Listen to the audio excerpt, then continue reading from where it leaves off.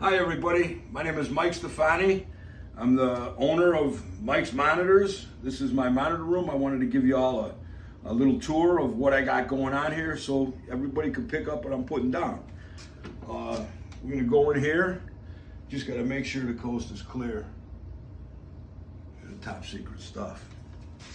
Come on.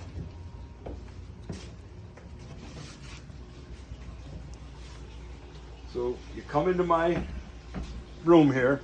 The first thing you'll notice is my Varanas Mertensi enclosure. It's 8 feet long. It's 4 feet wide, 6 feet high.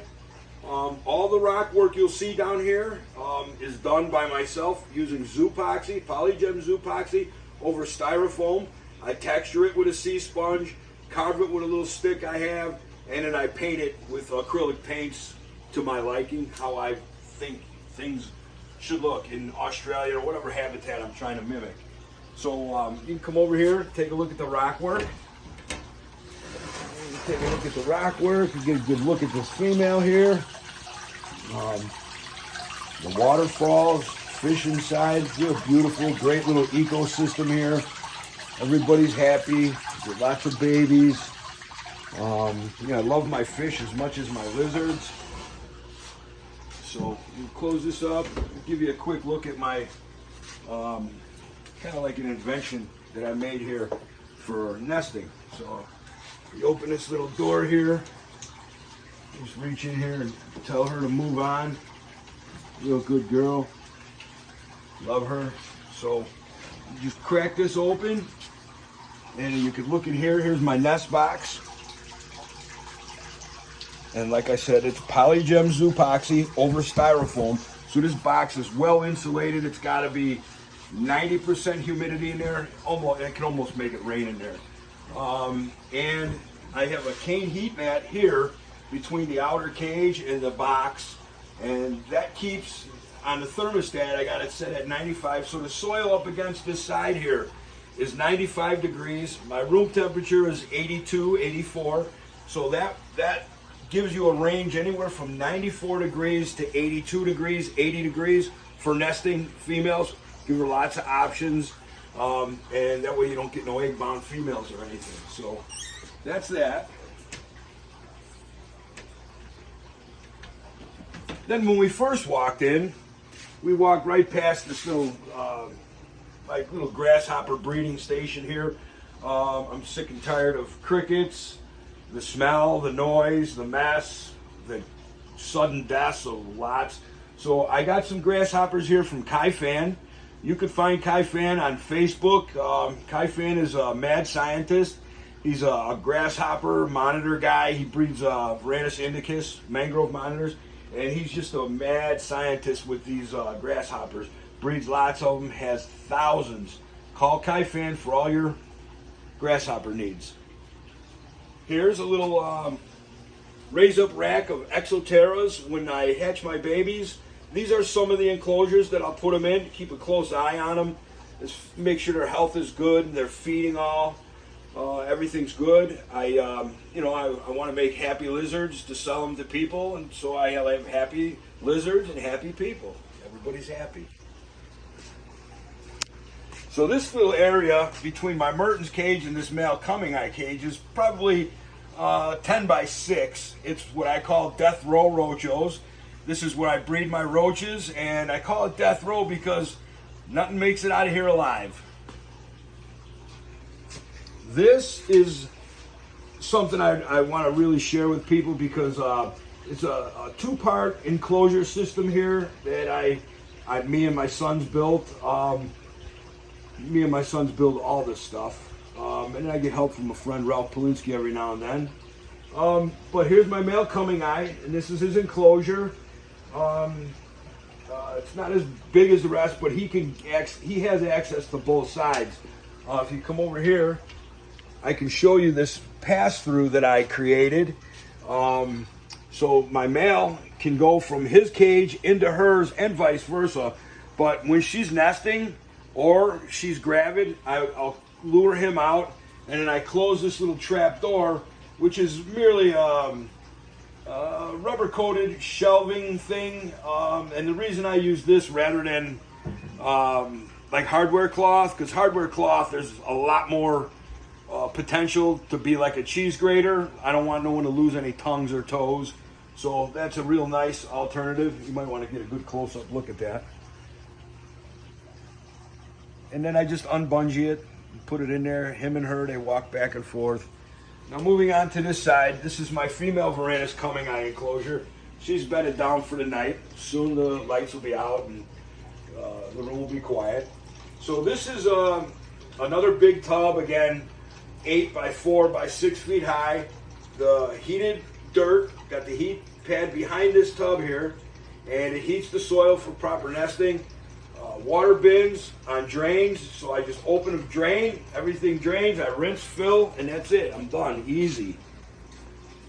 This here is an enclosure, pretty much the same premise. It's smaller, it's 4 by 3 by 6, 6 foot.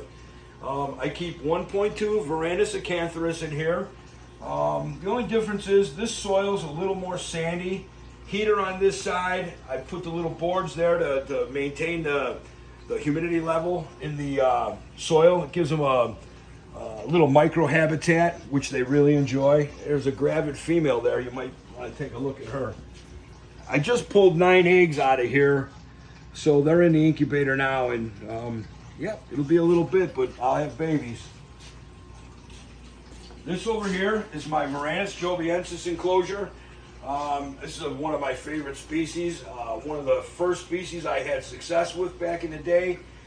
This particular pair, I've gotten 3 clutches out of them, but for some reason or another, the eggs weren't fertile. I don't know if it's my male, if it's my female.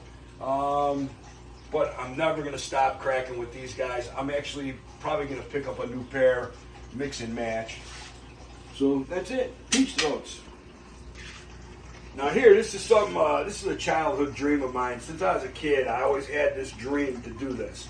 So finally, you know, when I started having success and babies, and I knew I was going to a show, I didn't want to just put deli cups on the table like everybody else. Not that there's anything wrong with that, it's just not me. So I created this barrel. This is like a 2/3 barrel, and if you could see, I put my my baby coming eye in here to sell at the NARBC shows. So this is a heat bent piece of PVC with Zoopoxy over it. I textured it to look like you know, a tree branch, and you can see Zoopoxy's real strong, hard stuff. This is merely a piece of cardboard that I curved. I sprayed it with water. I curved it in a semicircle. I let it dry. It became a little rigid. Put the Zoopoxy over the top, and I made this nice little river setup for selling my baby coming eye. All my Owasi filters and heater, it filters through there, and the filter and heaters are all in one, and they're actually behind the barrel. And people at the shows don't see it, and the animals never come in contact with it. Owasi Living Waters, North America. Great stuff for all your filtration needs. Look into Owasi. Over here, this is my work area. I keep all my data, collect my data with a calendar. My sink for washing my dishes. I prepare meals here, thaw food, and if I have to medicate animals, we do it all from right here. My daughter Sarah is a vet tech, so she helps me with a lot of the medications and stuff. And I love her very much. Over here is a raise up enclosure for my Mertens. These Mertens are my babies. There's 3 in here. I actually have 2 more that I'm putting back in here. These are from my last year's babies. So they're a year and 6 months old or so, but this is my future breeding. And you can see again, easy peasy. I got the drains, filters, everything's pretty well automatic. It's, you know, it's a pleasure doing work down here because I made it pretty easy. So you come over here, I like to call this the Audatria section of Mike's monitors. Just kind of where I keep most of my Audatrias and you know, the Australian looking enclosures. So this again is Zoopoxy over foam. Nice little Pilbarensis enclosure. I have 2.1 Pilbarensis in here. Again, the same premise. Deep, sandy, moist soil. Under this cliff here, it's removable. I have a heater back there, and it heats the soil to the proper nesting temperatures so they can stay nice and happy. And you can see one kind of poking out from behind that ledge there. So that's my Pilbarensis enclosure. And this is actually something I'm very proud of. This is the first Varanas kingorum that I hatched. My 1.2 adults they're wild types, which means they're normal looking animals that you would find in the wild. And I was always curious, what their genetics were, because there is leucistics in these populations. So I hatched out this one right here, and it just so happens to be a leucistic. So I'm so very happy. But he's really small, and I don't know if you can see him. He was out a minute ago. So moving over here, this is, well, first of all, let's get this out of the way. No Mike's monitor room is complete without the old bobblehead. Thank you, children. So again, I don't like to talk too much about myself, but here's my Mike's Monitors barrel. This was the dream as a kid, and I actually finally made it happen. It was not easy you gotta understand that we have a curve this way and also this way. So this piece of glass was really hard to fit, and I couldn't fit this fully, so I had to go this way and this way, which worked out perfect, because when I take this to the NARBC breeder conference, I put my Varanas mertensi babies in here, and I fill it up to water to here so people can see the baby mertens swimming around in there, and I have filters, and everything is on the outside of the enclosure. Customers don't see it. Nobody sees it. Yeah, it's a beautiful cage. This was a dream. I'm very proud of this. I love it. So now we move on to my Kimberly Rock Varanas Glauerdi. Another cage I built to look like the outside of the outback of Australia. Again, the rocky outcroppings, orange iron ore color. I'm pretty proud of this. And what's really nice about this enclosure is you don't see none of the dirt. This is kind of like the Mertens, because I take this cliff out, this little rock ledge out, and again, it's pink styrofoam with Zoopoxy over it. Keeps this well insulated. I got a heater here in the moist sandy soil there, so everything is good for nesting options.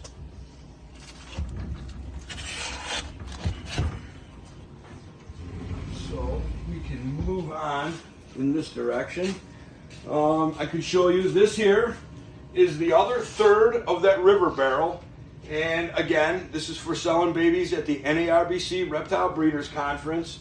I usually put my Ackies in here, Kingorum, Gilleneye, whatever I have available. I'll put them in here on the display. It's really nice. So again, here we got Mike's Monitors, Incubator. It's a commercial beverage cooler that was non-working, that I had gotten pretty much for free. I took the compressor off, everything, made it lightweight, put it on casters, and turned it into my incubator. As you can see, I have flex wide heat tape that runs along the side, across the bottom, and up the next side, controlled with a Vivarium Electronics 300. It keeps my temperatures at a beautiful 85 degrees all the time.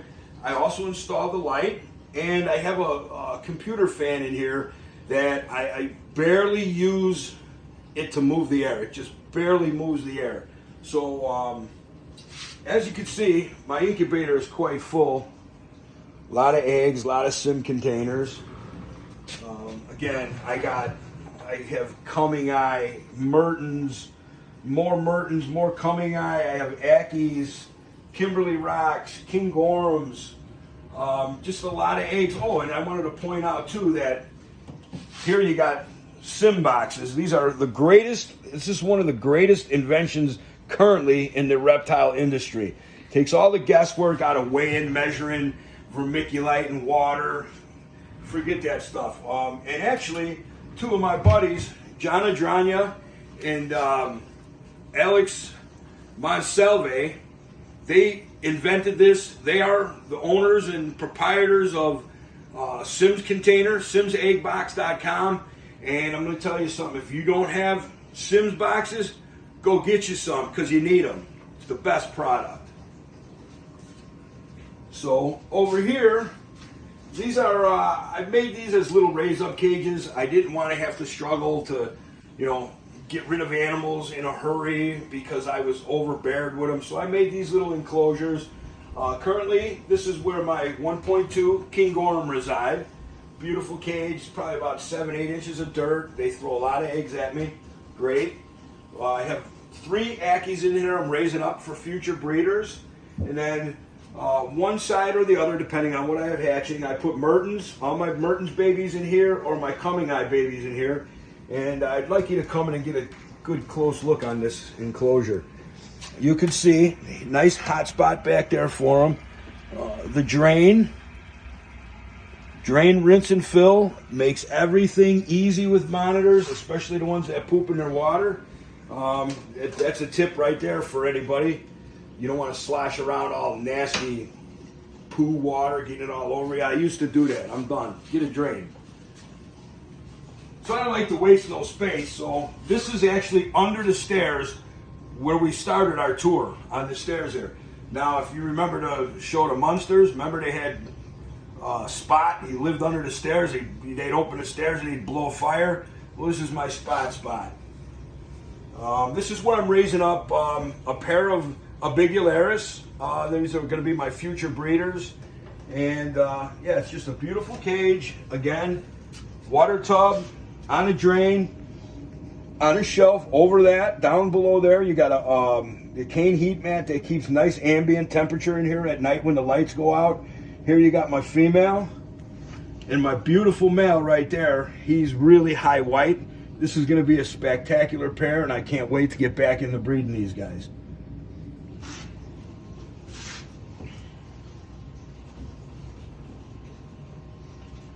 So we come over here. Here's a secondary incubator too. So over here we got, this is where, this is my big walk-in enclosure where I bred my Abigularis the last couple of years. Unfortunately, I got rid of them, but I got another pair because I missed them. But you can see I built this nice shelf here out of some barnwood that I get from my in-laws. They have 187 acres in East Troy, Wisconsin. And this was out in the Wisconsin weather for over 40 years. So they took down their pasture fencing, and they were selling it. And I said, wow, maybe can I get a little bit of that? So they were kind enough to give me a bunch, and I'm glad I reclaimed it and used it in a good way. Because as crazy it is, when you have a fence board on your farm for 40 plus years, you kind of get attached to it. And look at the patina and the beauty of this. Love it. And they're slim there. He needs a feed, man. So if we come this way, you'll be able to get a good look at my walk-in enclosure where I've bred my Abigularis.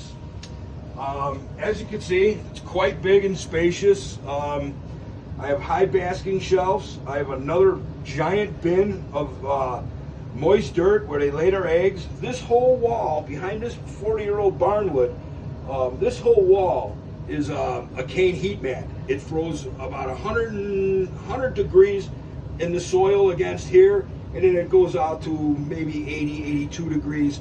Female can choose wherever she wants to nest. Very important with Varanids. Again, I got the water tub on the drain. It goes right out, a little basking spot so they don't have to be in each other's sight while they're basking. You can go in there and show them around.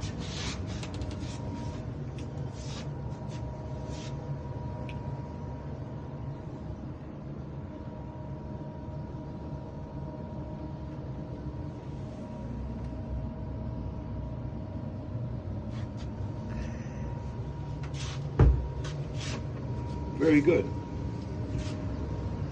All right, now I promise you, this is the last of the tour. But I got lucky. My wife was kind enough to give me another piece of the basement. I appreciate that. Again, one quick thing I want to point out with all these big water features, of course not the ones that are on drains. The Mertens is on a drain for complete filling, but this is an Owasi Pondovac 3. This is a great tool. It's a 2-chamber pump. As one's sucking in, the other one's blowing out. So you don't have to empty any buckets. This goes right to my sump pit, and it pumps.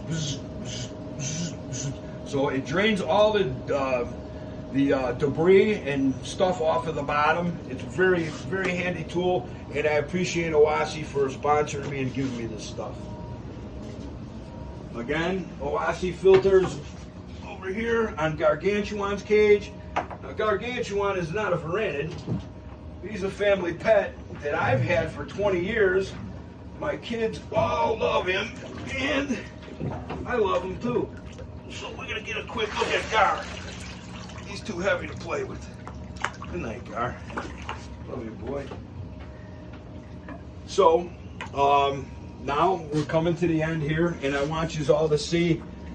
This is a raise-up cage for my Cayman Lizards. I got 4 of these. I have 5 now. I had 4 of these since they were little babies. As you can see, that's a real beautiful animal. The only non-Varanid I have, but I love them, and I am keeping them. So, as you can see, this is 240 breeder Exoterra enclosures. I took a glass hole saw, cut through the glass, put drains on it, did a hole up here to add my light in here. So as you can see, one's inverted and one's regular. So I have access all the way around, gives them a little bit of room. Then over here, this is a raise up enclosure for my Varanas coming eye. These are babies that I hatched out over a year ago. I had sold them to a friend, Ralph Polinsky. He's a good buddy of mine, and he bring them back, and now they're back in my collection for future breeders. And that's about it. I just wanted to say thank you to Oasi, thank you to Polygem, thank you to Sim Container. You guys are the best. And I wanted to say one more time, Jumpin' Jerky, Asher Green, check them out. And now for the real deal, Mike's Monitors. You can catch me on Instagram, Mike's Monitors, or you can catch me on Facebook, Michael Stefani, or Mike's Monitors on Facebook. I have a YouTube channel, Mike's Monitors, and you can also get me at mikesmonitors.com. I want to thank you all for this tour and coming along with me. I hope you enjoyed your time, and stay tuned for more good content. Love you guys. God bless.